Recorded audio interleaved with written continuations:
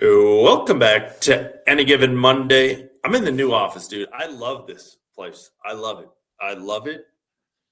This is a great example. Mark and I are recording at night, 6 o'clock. Family's having dinner. Normally, my family would have to eat in silence and not say anything as I record a pod in the bedroom, sitting on a dining room table on a stack of game boards, in my facing my bathroom door. And here I am in my office. Family's eating dinner. Uh, it's good. How are you, Marcus? I'm great, Ryan French. Great to be with you. I just thought they ate in silence because you were an authoritarian parent. I am. I'm very, very strict. What? Okay, we Also, you do really sound phenomenal. Man, the office sounds great. Look, you put up some sound panels. Yeah, the sound is reflecting and absorbing perfectly. Man, you're reaching through the microphone. You're like massaging. It's kind of legit. Temples. I don't want to get too legit. But it's getting legit. It's getting legit. Yeah, it's time. It's time to get legit. Yeah. We're going to do something a little different. Mark and I have not told each other, but we're going to ask each other questions.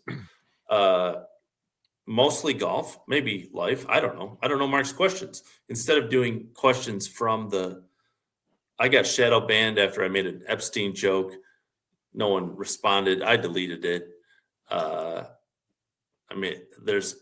then Brentley Romine sent me a text that said there's two Jeffrey Epsteins that play golf, and he found them in Blue Golf. I was going to go back again and do it, but I figured I already run the course. So we're asking each other questions, Mark.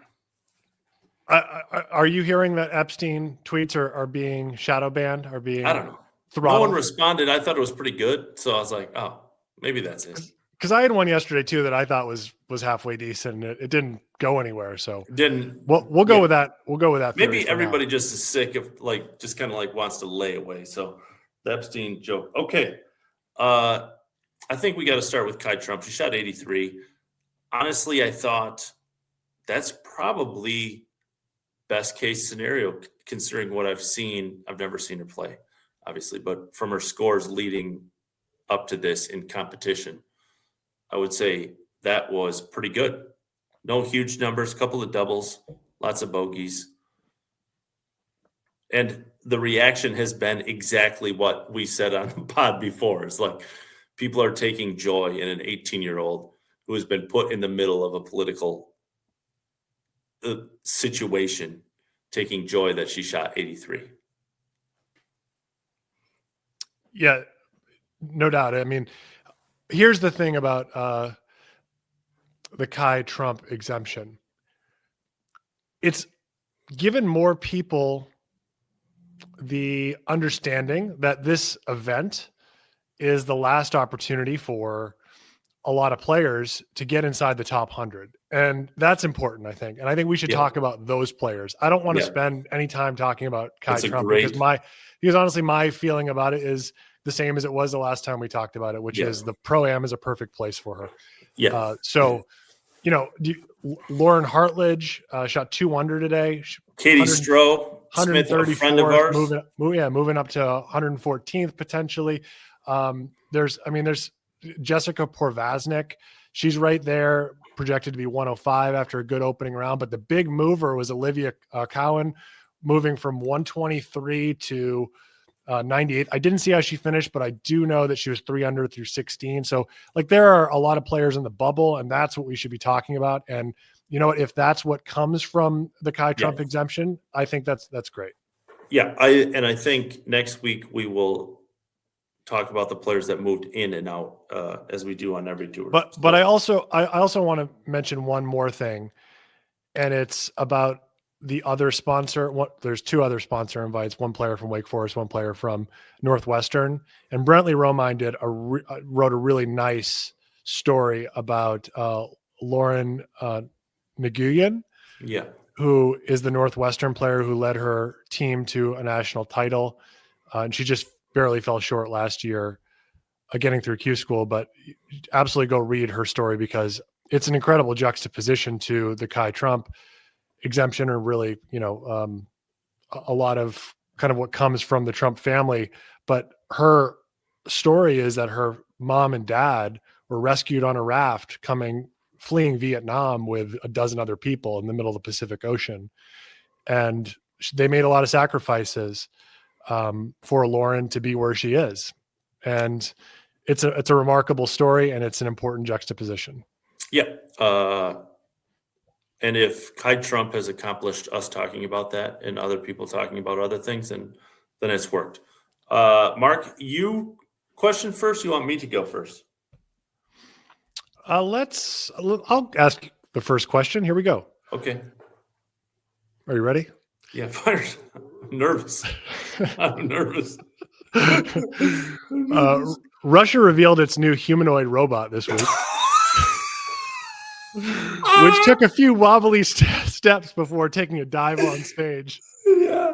How long before a robot is created that can beat you on the golf course? And when you saw the Russian bot, did you have flashbacks to the first tee of your college national championship?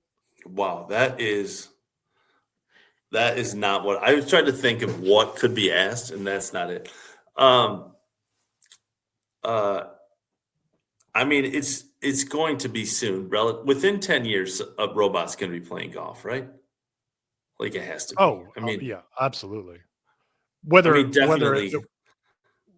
be able to beat you or not is the question. No, it can definitely out-chip me. If it was a chip-off within a couple of years, a full round, I think I can when I get old and they're like actually playing golf, then we're doing it. What was the second part? What was the second part? The second part was, when you saw the Russian bot fall over, did you have flashbacks to the first tee of your college national championship? Yeah, for those that don't know or haven't heard this story, I turned 21 at national championship for junior college golf. We were a good, if there is such a thing, we were a good junior college program. We're at the time 8th in the nation. We played good. I think I shot like in the 70s for 3 days, and then I turned 21 that night. My parents had driven down to North Carolina from Michigan.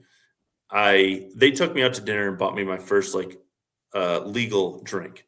So, okay, that's great. My coach, notorious partier, is like, we're not stopping there. We ended up at a strip club till 3 a.m. We did tee off at 7. We're all puking in the van. I'll keep it short. There's many details that are great about this. The fact that we played with a Christian school whose parents called our athletic director about me, and that I was an embarrassment because I was so hungover, puking in the weeds. I shot 99. 99. I haven't shot 99. I don't even know, since I was 7. My favorite part of this story is I was still like wildly hungover, and I got on the first tee, didn't hit a range ball, nothing. It was just slept in the van till like the very moment I had to get on the tee. I was like, I'm not sure I can make it. I got on the first tee, and I was like, I'm not sure I can swing, And I piped a drive. I'll never forget this. I don't even remember the course. Could not tell you. I just remember it was like swamp and water, right? And I was like, oh my God, I got to get off this tee. And I just piped one. And I was like, maybe I'll be okay. And I had like 75 yards into the screen, and I sculled the wedge probably 120 into a pond behind that was so far gone that it wasn't marked. And we had to call a rules official over to see what I could do from there. And then I went from like, I'm not going to be all right. Ended up no shoes, was playing in no shoes by the last hole, dragging my bag on the ground. Shot 99. Oh, what a visual that is. Oh, my God. Shoeless Ryan French. My teammates were cheering up on the thing. My coach is mad like we did something wrong, right? Like he's responsible for us. He took us to the strip club, drove us in a van, and like we're the bad guys, It was a great memory. We called it captain's meetings. Yeah, we called it captain's meeting. The sad funny, I don't know. I wasn't going to play. Like, I wasn't going anywhere else. I wanted to go to Michigan State, but there was a lot of college coaches there. Like, I'm sure some college coach came over and watched me as like, because I had played okay, like the 2 years, and I'm sure, like, anyway, yeah, that's it. Okay. Wow. After that, I feel bad that I went serious. I How do you follow that up? yeah, how do you follow that up? Uh, all right, Mark. We'll start off with this one. Look at you! If Look at you rearranging the questions. Yeah, I know, because I, the one's too serious after a Russian bot one. Uh, okay. if you could you've played on many tours, at least one event on a shitload of tours. If the money was the same, and your family, like, if your family could go with you, like, you could play on one tour in the world. If the money was the same everywhere, what would it be? That You wasn't played the on the PGA Korean Tour? tour. Yeah, I mean, maybe it is the PGA Tour, but maybe you loved traveling in Korea, and it would be cool to raise your family there, or Japan tour. You know me This is so what well. I came up with. You really you know how I crave a good punishment. So Yeah, I'll my first instinct is to say, like play the Asian tour and yes. rough it around Southeast Asia. No, I no, the would money's the same. Okay, let's rephrase the question. It's PGA no Tour no money on any career, on I any understand the tour. question. Look, this is going to be boring because I live here. I want to stay in America. I love America, and this is where my son goes to school. So I'm going to say the PGA Tour, but I would love to take a couple of years and just travel, bring Miles around, show him the Yeah, world, give him some culture, let the world be his teacher, and really play. I'd probably say the European tour.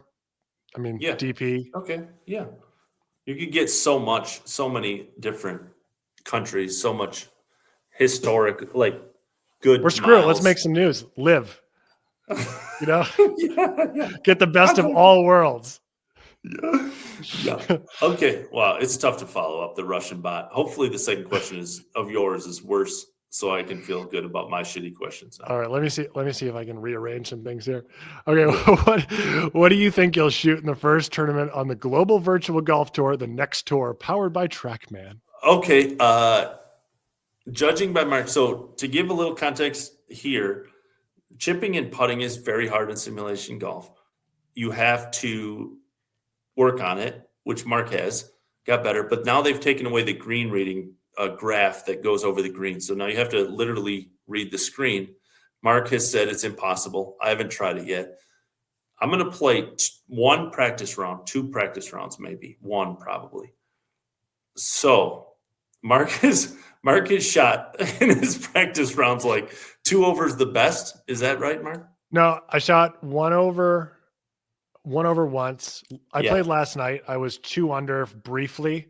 Yeah. Closed that night out at 1 over, Yeah. and I was Okay. 2 over going into my round yesterday with 2 to play and shot 7 over.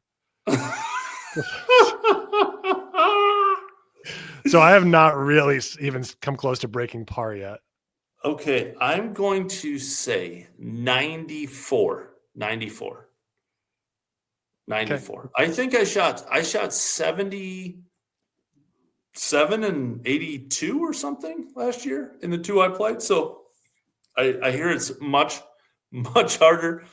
I'm not working at it like Mark is, so it's potential to be 100. There's a potential to be 100. Well, and I'll also say, in fairness to you, that I took some time off after Q school, so I'm just coming back. Yeah. So my scores are not just a reflection of how difficult the change in format Sure, is, sure. but Yeah. it is definitely a contributing factor. Okay, now we're going to get super heavy. One shot you could have back in your career. What would it be? The one that keeps me up at night. Yeah. Boy, I'm gonna say it's the second shot on 14 at Pebble Beach. Yeah. That's what I thought you would say. Yeah. Maybe, I mean, might be the tee shot on On 12. Yeah. on 12, the par 3.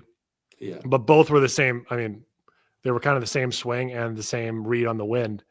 Yeah. So We if I got could the have, wind rung for those listening. I'll choose either of those. I'd be happy to Yeah. take either of those and have them back. To hit Yeah. the 2 shots in your career that you'd want back when Yeah. in a span of 3 holes, that's tough. Yeah. For those listening, we got the wind wrong. Mark was in the final.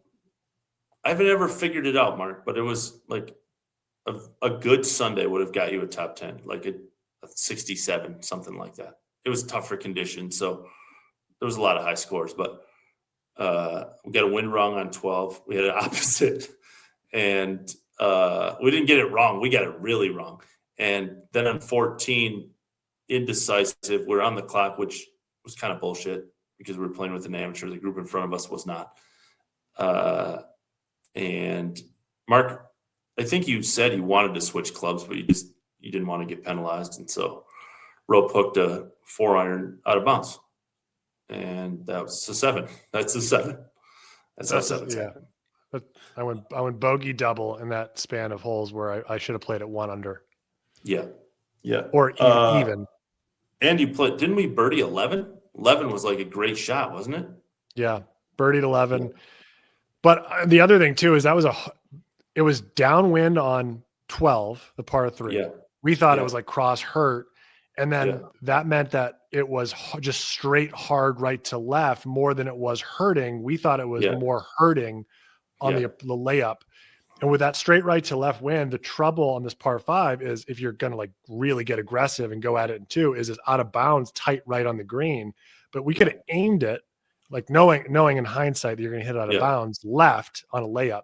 Could have hit 3-wood up by the house that's next to the green.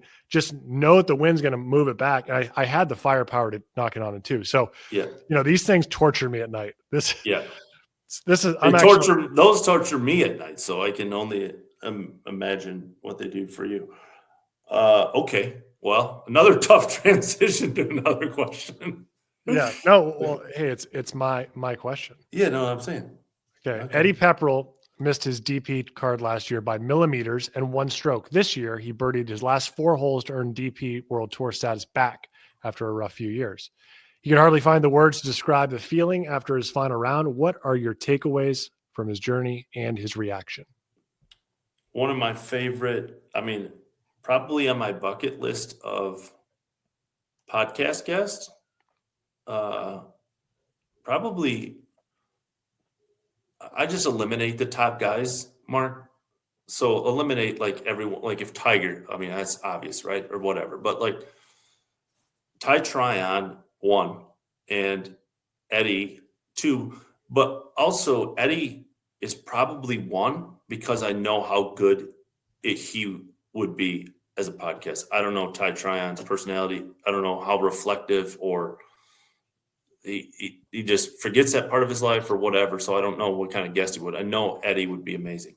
He was awesome on Twitter when he just said whatever the hell he wanted, drank and got on Twitter, and had mental health struggles. He is everything you want in a podcast guest. And I'm just a fan. He's just, him and I talked multiple times when I was over at Q School last year. He's just a good dude, man. He just says what he wants to say. Like, he spoke out against Liv, but like just said like, hey, this is how I feel. And like, I say this all the time, Mark, we say the same thing is like, all you want as a fan is to just hear what they feel. You don't have to agree. I don't have to agree with everything Eddie says and be as big a fan as I am. I don't agree with everything he says. I think he's fucking awesome. I think he's great. And then take Eddie away from it, but just make Eddie's story. That's what Q School is. That's what we're moving away from. That is what the shrinking of golf is losing. Is it a huge part of golf? I've never argued that it is. It's not.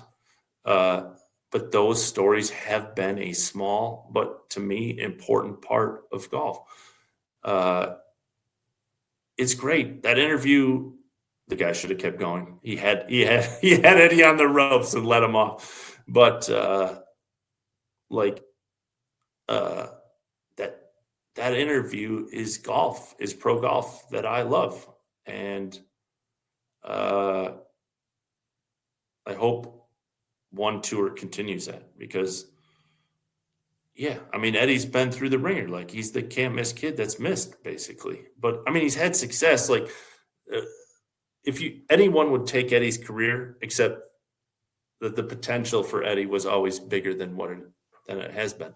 That being said, dude, $1 million, I would not have guessed that Eddie Pepperell is only 34. I mean, dude, I had 41 minimum.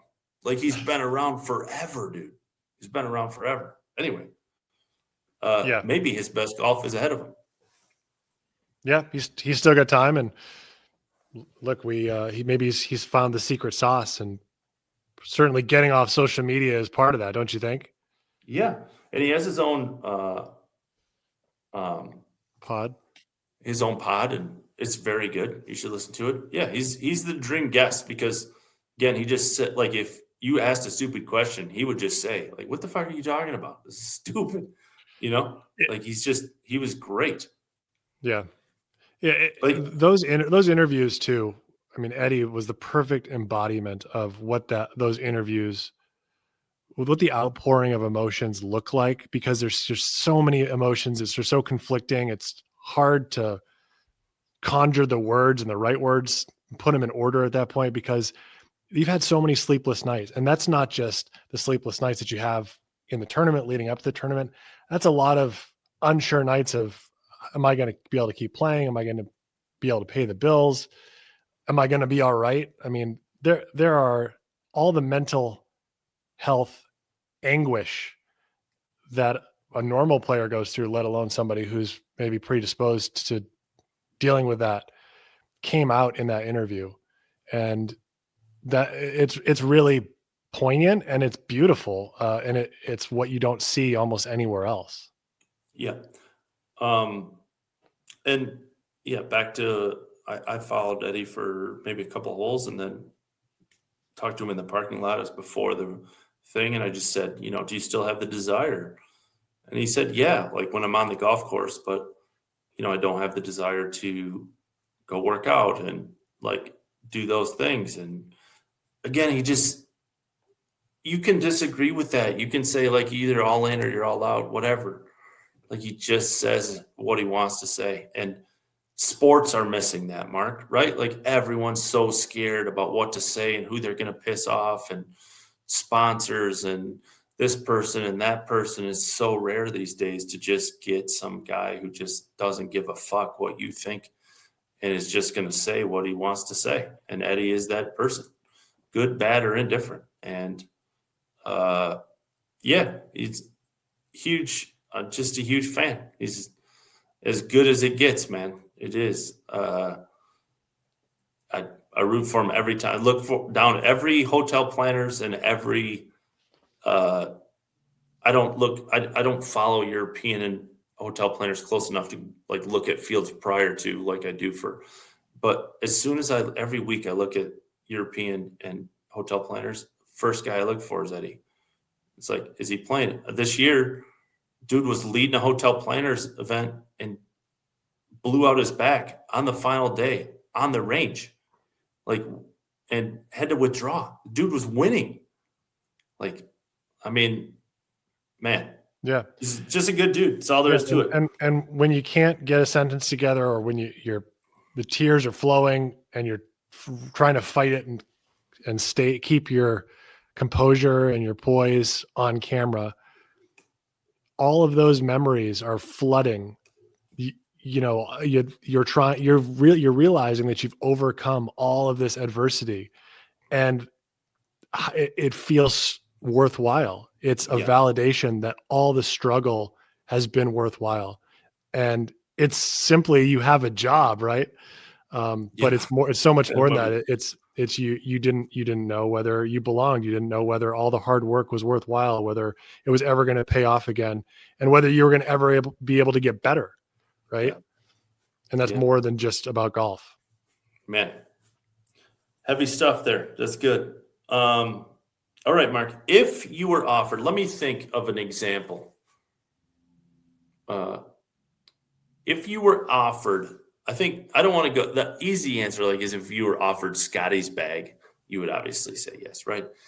Let's say you were offered Maverick McNeely's bag. Would you go on tour full-time as a caddy? Just for the record, I don't know who Mav's caddy is. Mark's not trying to take your job. I'm just using an example of like a top guy, but not a top guy. I have just gone through what my healthcare options are for the family next year and looked at the price increases. And if Kate Smith-Stroh offered me her bag, I would be full-time. Kate, if you're listening, I know you're playing for your card, but Mark's if a good Azure Tour player. I think Joel Damon actually needs a caddy, so Joel occasionally tunes in here. Yeah. So Joel, if you were thinking of maybe having a career year next year, and you needed somebody, yeah. If Mike Fiegels, if Patrick Flavin is looking for an America's Tour caddy, that's so good. If Patrick Newcomb needed somebody to come with him on the America's Tour next year and make sure you get home safe at night. It's so good. It's very good. All right. You have any more? I do, yeah. Okay. Let's go to the cards. All right. Xander Lombard played a different golf course this week and set a Q School scoring record for both scoring and the margin of victory. 13 shots. Who is he? What do we know about him? What should we know about him? I mean, a longtime grinder, played Sunshine Tour, as all South Africans do. Has one win there, but nothing like exceptional. Then got onto the DP, and Mark and I were talking about it. That being said, we're trying to get connected with him. At the beginning of 2024, he had like a great start to he got his DP card, had a great start to the season, and then literally just fell off from the beginning of 2024, but had played so well at the beginning that he kept his card. And this year just never got it going. And then the Dunghill. What is that? That's a very different tournament. The Dunghill and the Dunghill. That's like an elephant shit hill, right? Yeah, that's right. That's a tournament on the Asian Developmental Tour.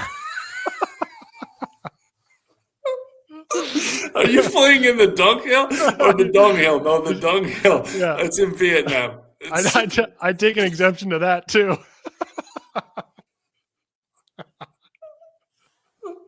If anyone's looking for a caddy. If anyone's looking for a caddy in the Dunghill. You'll clean up after you. Carry your bag, clean up after you. In fact, if the elephant needs somebody to follow him.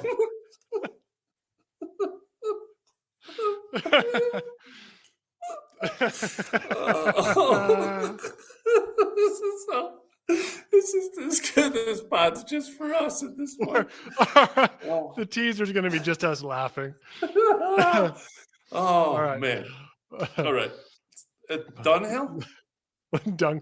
Xander Lombard, Dunghill. Dunghill. Dunghill. He finished he played well there and then played solid at the next tournament. And then, basically he just shot 37 under 6 rounds out of the blue. Kind of out of the blue is just such. That's the question. Well, Mark and I were trying to get connected to him. We'll ask him what the fuck happened? Is it like a process? Is it the process of swing changes? Obviously, Mark can talk to this, but Adam Hadwin just touched on it today.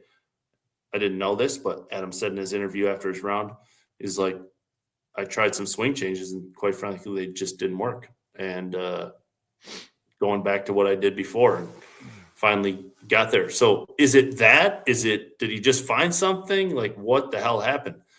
The dude made 10 bogeys and still shot 37 under. It's nuts. It's nuts on a golf Bonkers. course. I was there to like the one course that they play 4 rounds is like relatively not easy. Like it can be, it's scoreable, I would say. I mean, the other guys, the guy who finished, Aaron Cockrell, who from Canada, like shot 400 a day. Like it's not, and he beat 130 guys. So it's not easy. The other course is hard as shit. Like it's tight and it's like double bogey every bad swing. Uh, it wild. I'm so interested to know what the hell happened. It's very. I mean, that's golf, but I'd love to know from a pro perspective, like what the hell happened from the end of 2 weeks ago when he lost his card to that event. So the Hopefully guy he comes on. dominated. Hopefully he comes on the podcast at some point. Yeah, yeah, yeah. Very good. Okay, Mark, your favorite one event that you would play either again or for the first time out, leaving out the obvious of the Masters US Open, leaving out the majors. Maybe like I know you played in the Australian Open, and maybe because you had to fly to New Zealand and back, you didn't appreciate it enough. The great golf courses down there. Maybe there's like, again, taking purse and all of that out of it, like a great hidden golf course or something. I think Scottish Open and New Zealand Open Oh, would be yeah. my top two. Yeah. Okay. I'd love to go to the home, compete in the home of golf. Yeah. Yeah. That would be very good. Very good. Scottish Open, if you're listening, he'll take an exemption. He might take a volunteer. If you have a bartender, if you have a bartending job open at the Scottish Open, you have a janitorial opportunity. I am available. Do you need maybe a plumber? A 5-year process. We can work up to playing. Let me just start at taking tickets. Okay. Do you have any more? I don't have any more. So fire. Okay. We were just talking about Bermuda. Yeah. When you talked about Hadwin. So Sahith Tagala talked yesterday about why he plays in that event. And he says every PGA Tour event is a privilege. I saw somebody who used to play on the Corn Ferry Tour hitting balls in the range yesterday. And he was hitting full 7-irons into this crazy wind. And the ball was coming back at him. I mean, he was hitting full 7-irons. They were going 20 yards. It doesn't even seem possible, but that's exactly. They were landing on the tee box in front of the tee box he was hitting from that was steps away. Yeah. So, I think we've talked in previous pods about if the possibility you can get in bad waves in Bermuda. And like, you can totally be a victim of your tee time. So it's amazing, that players that don't need to play there choose to play there. But again, it's an opportunity and it's a privilege. And looking at the leaderboard here, obviously Hadwin has the best chance to move into the top 100. He's starting the event at 147th. If he were to win, he'd move up to 71st. But who else on the leaderboard strikes you? This is the second to last event of the season. Who else on the leaderboard do you have real confidence in will make the biggest move this week? I'm looking at it now. Alex Smalley has played well, but he's not in danger. Frankie Sappin the third. I don't. Again, it would be on the same of Xander Lombard. Is like what happened. I mean, Frankie is so talented. Like the dude is so good. Many people, not just me, were like, "Man, he's going to have a great rookie year," and he's just really struggled. So because of his year, I'm not sure that's my answer, Mark, but like the dude, there is no argument about his talent. What has happened, I'm not sure this year, but he's 400 through 16. Obviously, they called it. Harry Higgs is up there. That would be great. Carson Young, like the dude was 180th in points last week, almost won last week, struggled at the end, finished 6th, moved way up, and he's playing well again. Seamus Power. Seamus has kind of fell off of late and has started to play a little bit better the last couple of weeks. So I mean, Adam and Jessica are amazing on Twitter. So both seem to be very good people. Another, I don't know. I'm just telling stories now at this point, but Jonathan Bird, no one works harder when for someone that I assume doesn't have to than Jonathan Bird. The dude's won 5 times, I think. It's like $29 million in career earnings. And I've seen him at Corn Ferry Mondays with a push cart. And I've tweeted this multiple times, but I asked him about it. His kid is a very good player, made the cut as a college player this year, playing in the same tournament as Jonathan in Myrtle Beach. And I said, why? You don't have to. You made $29 million. And he's like, I tell my kids they got to go work their ass off. And if I don't do it, what the hell am I? You want me to just sit at home and do nothing? And it's like, yeah, pretty valid. It's like, 45, 46 years old. What else? And he shot 100 today. He's not out there. There's a lot of people in Jonathan's position that just take a spot. And he is the opposite of that. That dude works his ass off. So I hope Adam wins. Adam does not need to be on the Corn Ferry Tour. Adam needs to be on the PGA Tour.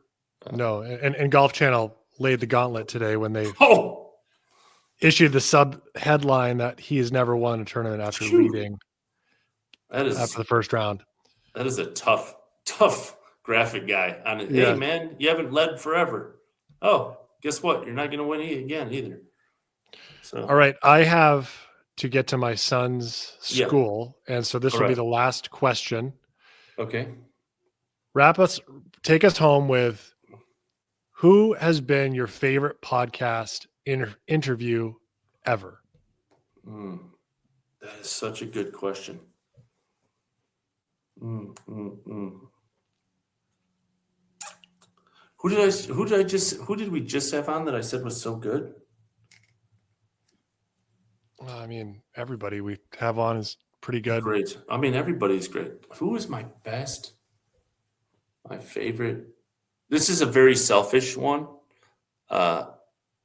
Michael Bamberger is my mentor, and the man has just done everything and knows everyone. And I think, he doesn't do social media, and time has passed him by in some ways, and it's really kind of makes me sad because he's so fucking great, and has so many stories and so many connections, and he has done so much in the golf world, and he's one of the greatest humans I know. And he just has you could be like, oh, I stayed at a Holiday Inn in Akron. Oh, Akron. And there would be some connection to fucking Eric Booker or something. He has some amazing story from Akron in the 1973 100%. Open, and he's got some story in connection to Arnold Palmer. But you always learn something. You never come away from the conversation. Selfish answer is Bamberger. I mean, we've had so many good guests. That's my answer. Bamberger. I'm just thinking about recent guests, but you really did enjoy the interview with Zach Boshu. Oh, that's what I was thinking of. He was surprisingly impressive. Yeah, so good. So good. I love the meat and potatoes of pro golf, like the behind the scenes, the grill area in the restaurant business, right? I was in the restaurant business before this. No one would ever guess how you make guacamole in a big ass fucking bowl when you work for Qdoba, but you do. And how you smash it by hand, and you have to pound it on the table so the air comes out of it so it doesn't turn brown. You spray lime juice. Anyway, I love that guy struggled for a long time. Yeah, okay. There's tons of pros that struggle for a long time and then get back. What does it feel like? How did you get back? How? Not oh yeah, I worked on this. What the hell happened? And he was very much right in the dirt with, this is what happened and this is how I turned it around. And hey, is it still, you have to fight it every day. And it's great. It was so good. That's the kind of podcast I love, is deep in the weeds of pro golf. That is until those will be your favorite guests until we get Ty Tryon. Yeah. Oh, Ty Tryon already, Pep. Yeah, Ty Tryon. I have Ty's number. He's probably blocked me by now. I've tried three times over like a 4-year period. You're like a teenager trying to call a girl. Yeah, like, hey, maybe he'll call back. Mark, go to your kids. We have exciting stuff coming up, exciting announcements coming. It's a really exciting time for Monday Q. I love this pod. That is the teaser of just us laughing. That's the teaser. It's just so good. We're going to the Dunghill. Even if it's just a caddy. That's what we have to announce. All right. See everybody. Bye, everyone. Have a good weekend.